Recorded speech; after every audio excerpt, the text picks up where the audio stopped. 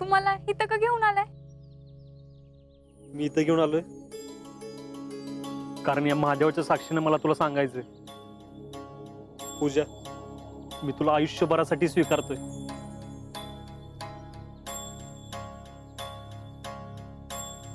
आजीव, मी पण तुला महादेवाच्या साक्षीनं आयुष्यभरासाठी स्वीकारते.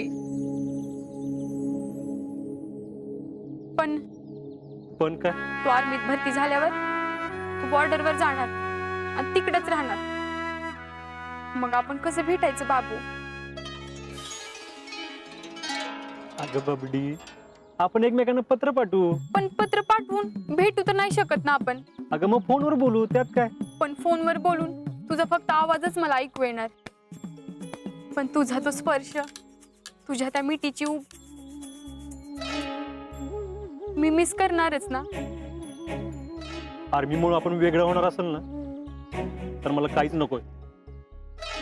म्हणजे मी आर्मीत नाही जाणार. अगं तुझ्या पुढं काहीच महत्वाचं नाही मला पूजा. अगं माझा तू जीव की प्राण आहेस पूजा.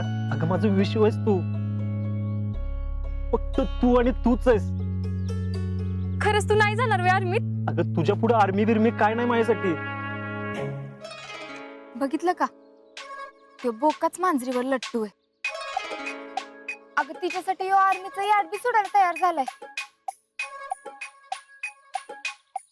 म्हणजे कसली जादू केली बघ तिनं.